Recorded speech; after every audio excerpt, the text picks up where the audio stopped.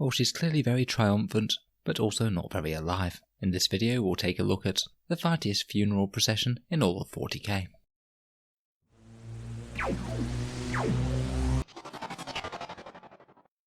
Hello and welcome back to Auspex Tactics, the strategy and tactics focused 40k channel where we're all about getting the most out of our miniatures on the tabletop. Today we're continuing in our look at the new Sisters of Battle Codex, with a focus on the Triumph of St. Katherine, one of the most interesting and weirdest miniatures Games Workshop have come out with for a while. The Triumph of St. Katherine is a funeral procession for the eponymous saint, with hand-picked Sisters of Battle who carry notable relics of their order alongside her into battle. So St. Katherine's legacy of purging the heretics and unclean lives forever on. In a video we'll take a look at their datasheet, any obvious buffs and synergies on the table, and how I would personally run the Triumph of St. Katherine in a game of 40k myself. In the background, St. Katherine was a hero of the Sisters of Battle, present at their founding during the Age of Apostasy, where the heretic Goj Bandai was overthrown. Following the events of the Age of Apostasy, she founded the Order of the Fiery Heart, leading them in an endless crusade across the galaxy, taking war to the Imperium's foes on all fronts. She met her end in battle, leading to her Order of the Fiery Heart being renamed the Order of Our Martyr Lady, such was the veneration of their fallen leader. Now she is accompanied to battle, even in death, by 6 representatives of the most notable orders, each carrying a powerful relic of their order into the fight to inspire their fellow battle sisters to great deeds and noble self-sacrifice.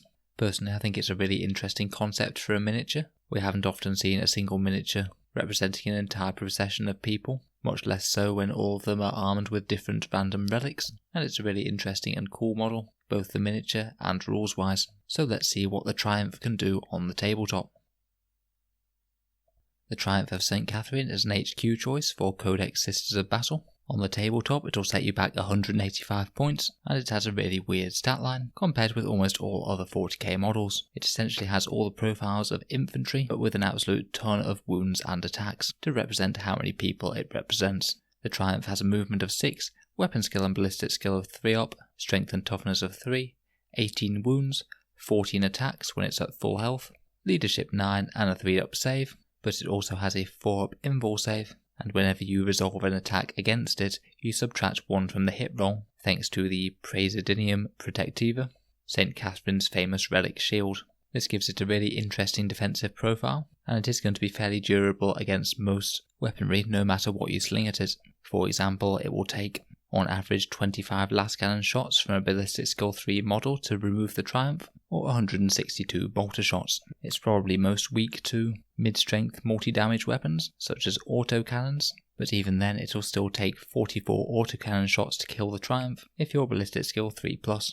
Onto its war gear now, you get 6 bolt pistols, the Martyr's Sword, relic weapons, and frag and crack grenades, so it'll essentially get 6 bolt pistol shots in shooting, and in combat it has some special rules for how it works, in that no more than 4 attacks can be made with the Martyr's Sword, to represent the fact that one sister is wielding it, and the rest of the attacks are made by relic weapons. The Martyr's Sword has a decently impressive profile, it's strength +3, AP -3 and damage 2. The relic weapons are strength +2, AP -1 and damage 1, so a fairly decent amount of mid-strength, mid-damage attacks. Roughly on average between the lot of those, they'll kill about 3 Space Marine intercessors, or about 6 or 7 guardsmen. So it's got reasonable melee, but not anything to massively write home about, and it's certainly not going to be punching through tanks. So it's mainly going to be in its special rules and synergies that are going to be whether or not this thing is any use on the table. But in all honesty, it does have loads of these. It's got to be one of the bigger datasheets in the entire game. In terms of special rules, first of all we have Acts of Faith, might be most useful for making a charge with the Triumph, Sacred Rites, where in particular Hand of the Emperor for +1 to advance and charge, and the Passion for extra hits on 6s are most going to help the Triumph, and Shield of Faith, which will only be useful for the Deny the Witch test, because of course the Triumph already has that 4 up invul. We've already mentioned that the Praesidium Protectiva gives it a 4 up invul save and -1 to hit, so let's look at all of the other relics that it carries. Firstly, it has a special rule called the Fiery Heart, which I believe is the advantage of lugging St. Katherine herself into battle. This is basically an order of fearlessness, where every friendly Adepta Sororitas unit within 6 inches of the model automatically passes morale tests. Not a bad buff for a battle line, particularly if you're using very big squads. Next we have the rule Solemn Procession, which means that it can never embark in a transport, which sort of makes sense when you look at the model itself. You're really going to have to bunch up quite a bit to fit all of those women into one rhino, for example. Next we have the special rule Relics of the Matriarchs. This represents the 5 other bearers of the relics from the other orders that aren't our martyred lady. Basically, the damage table of the Triumph of St. Katherine also has a number of relics depending on how degraded it is. If it's on full health, then you get all 5 of these benefits, but if it's lost 9 wounds or more, then you drop to having just the benefit of 2, and when it's got 4 wounds or less, you only have the benefit of 1. When the Triumph drops down a bracket, you have to pick then and there which relics get dropped, and which ones it still has. It's certainly annoying to lose special rules, but quite helpful that you can tailor which special rules are the ones that you lose, and which ones are the most important to your strategy. So the relics of the matriarchs are as follows. First of all, we have Censer of the Sacred Rose, which is a nice, simple, uncomplicated, at the start of each turn, gain 1 miracle dice. Miracle dice are great to have, either just for forcing through a couple of helpful hits or wounds, maxing out some damage, or triggering various other special abilities, so that's a solid relic. Next we have the Simulacrum of the Ebon Chalice, which is at the start of the shooting phase. Roll 1d6 for each enemy unit within 6 inches of this model, adding 1 to the result if it is a Psyker, and another 1 if it's a Chaos unit, and on a 5+, the unit being rolled for suffers d3 mortal wounds. So if you do get the Triumph of St. Katherine up close to the enemy army, you could potentially be throwing a few mortal wounds around each turn, and it's quite helpful that you do this in your shooting phase, after you've had the possibility of moving to position it into the optimal position.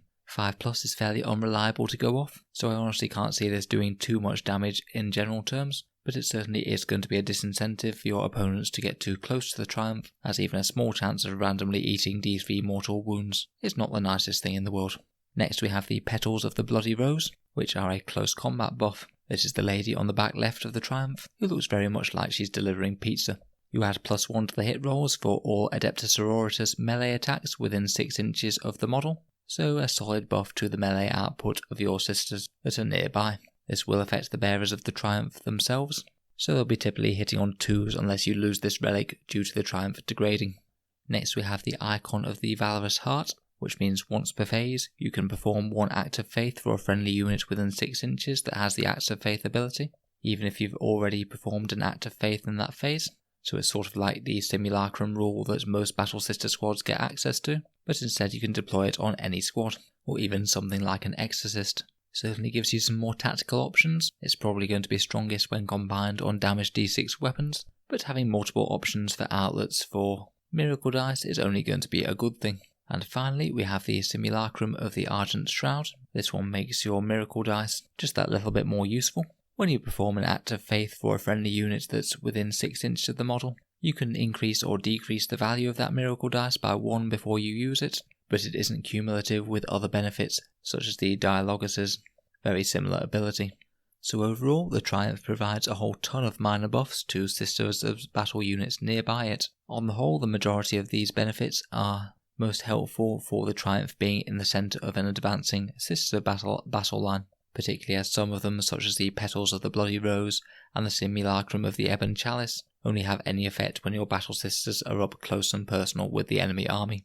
In terms of the best buffs that the Triumph gives, I'm the biggest fan of the Aura of Fearlessness, the extra miracle dice a turn, the +1 to hit in close combat, and the increasing or decreasing a miracle dice roll by 1 for nearby acts of faith. I think that these are the core ones to try and get the most out of, and are all pretty reliable without needing as much setup. So in summary, the Triumph of St. Katherine is a very interesting HQ choice that's fairly durable to most forms of damage output, provides a whole host of buffs to nearby sisters, and most wants to be advancing slowly towards the enemy lines to join your Sisters of Battle in close combat and take the fight to the enemy. So let's take a look at what other buffs and synergies we can take for the Triumph when it's on the tabletop. We've already mentioned Shield of Faith and Sacred Rites, so we won't go into that now. If you choose to take the Triumph as your Warlord, then it gets the Pure of Will trait. This will give you an extra deny as per the Shield of Faith rules, and enemies will suffer a -1 to cast benefit within 12 inches of the Triumph. To be honest, I'm not really the biggest fan of this one compared with some of the other options. The Shield of Faith psychic denies are pretty weak, as you both need your opponent to roll a successful cast that's 5 or less, and then you'd need to roll a 6 to deny it, which isn't exactly going to happen most of the time. The -1 to psychic test is a reasonable extra nice buff, but it is very short ranged, meaning it's only ever going to affect psychers that are right up close to your triumph, and for whatever reason don't fancy falling back just a few inches to get out of its range. I certainly wouldn't take this as my main warlord trait, particularly because the triumph can just get shot straight off the board by heavy firepower, whereas warlords can hide behind the other squads, and make sure you're not giving up Slay the Warlord. In terms of character support, the triumph does have the infantry keyword, but it is locked out of some of the easiest buffs that the sisters have to offer. I don't believe it can get the reroll ones from the Canoness, because she only buffs order units and the triumph doesn't have an order, just the Adeptus Ministorum and Adepta Sororitas keywords. Celestine and Junith could both in theory buff the invul save of the triumph, but this is superseded by the triumph already having a 4+ invul, so isn't ever going to be relevant. Missionaries and priests could add 1 extra attack to the triumph, which is pretty insignificant to be honest. They're far better buffing multi-model squads. Overall, it seems the only real character worth taking to buff the triumph is the Hospitaller, as she can heal the procession for D3 wounds every turn, and as those wounds are quite hard to take off due to -1 to hit and the 4+ invul, she's a reasonable investment if you're bringing the triumph to be honest. In terms of stratagems, there are a couple of useful ones. First, Moment of Grace could potentially be used to pass a save that you just failed on the invul save. Could be particularly good if you're just about to take D6 damage or worse, and easily worth a command point. Holy Rage for 1 command point could allow your triumph to charge even if it advanced, which is quite useful for such a slow moving model. Soften Not the Witch is always a great damage boost whenever you're in melee with a Psyker model, and Judgment of the Faithful for 2 command points to fall back and charge again is always one to keep in the back of your mind when you're dealing with a powerful melee model. In game, the Triumph is clearly one of the models that has a whole host of overlapping buffs and synergies, that it's only ever going to be worth fielding in any sort of competitive game if you're making the most out of them with a lot of units stacked around it to best profit from those buffs.